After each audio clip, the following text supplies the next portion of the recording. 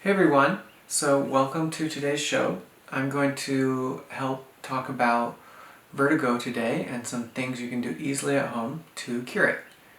So, first question, what is vertigo?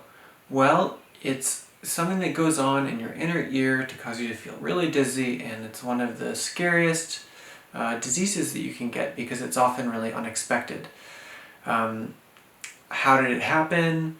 There's a number of reasons, but usually it has something to do with maybe your immune system was compromised, or you've been dehydrated, or you drank a little bit too much, but something happened with the liquid in the inner ear, and maybe the virus got in there, and you had some immune activity inside there, and you've created some little salts that are no longer in the liquid, but they're actually physical salts that are bouncing around, they're touching the hairs in there, and it's causing you to feel really off balance.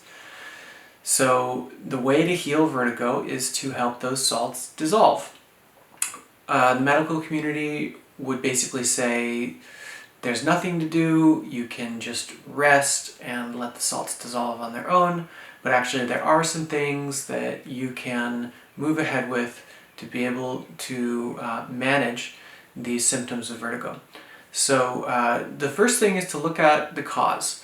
So oftentimes dehydration, immune compromise, and things that are affecting the balance of electrolytes in the body, such as alcohol, are the cause. So the first thing to do is make sure you're addressing your lifestyle to correct those things. So if you've had a cold or something that's been going on in your immune system, difficulty with digestion, anything you can do to enhance the healthfulness of your body is really going to help.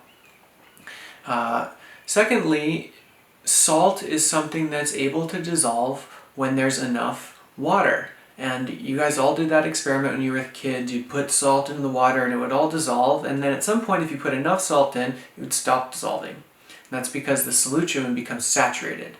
So one thing that you can do is try to reduce your salt intake in your diet and increase your hydration by like a lot. So what I'd recommend is, try drinking 16 ounces of water every 90 minutes, at least double the amount of water you've been drinking, and just really focus on hydrating the body.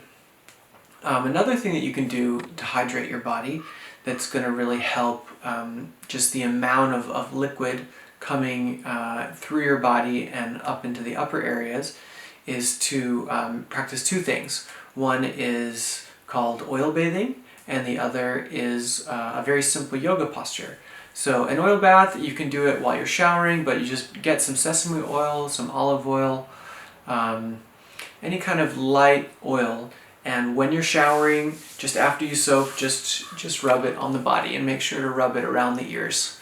And if you can hydrate your whole body from the outside so that you don't have this dryness on your skin, that's going to really enhance the amount of hydration that's flowing through your system. And again, it's going to give more opportunity for those salts to dissolve.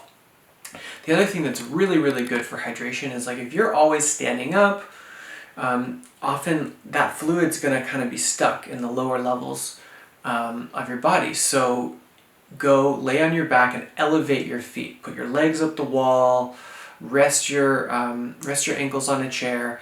Just let that downward flow of energy help bring all this water that you've been taking in into the upper parts of your body. The other thing that you can do is use this really amazing oil called castor oil. Castor comes from a bean, and it's one of the only oils in the world, or actually the only oil, that has a very special acid that has this quality of being able to dissolve things that aren't supposed to be there.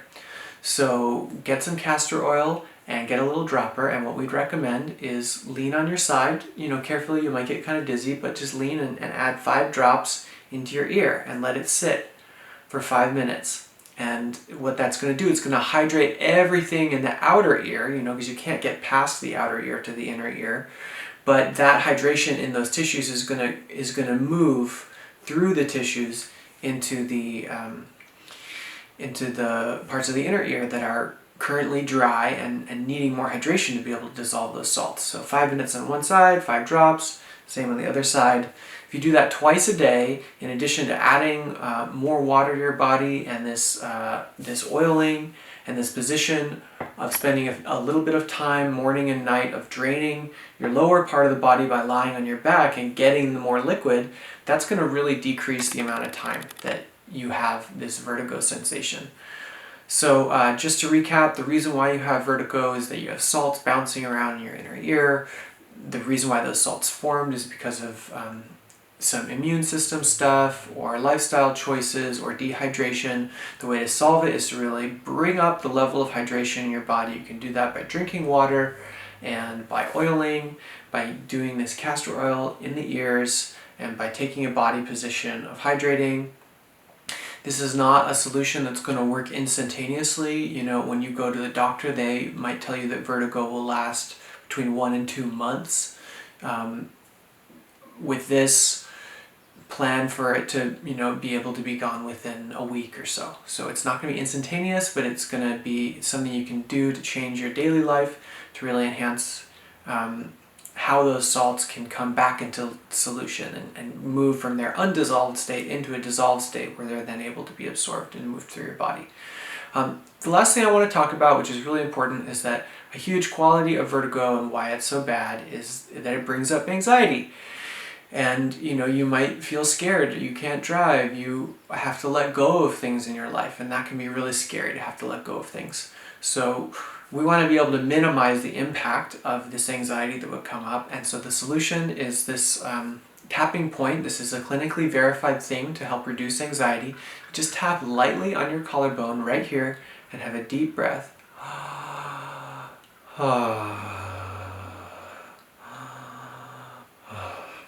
So every time that vertigo comes up, there's going to be that wash of fear, and you can just respond by getting into a stable position, tapping lightly on your collarbones, and having as deep a breath as possible.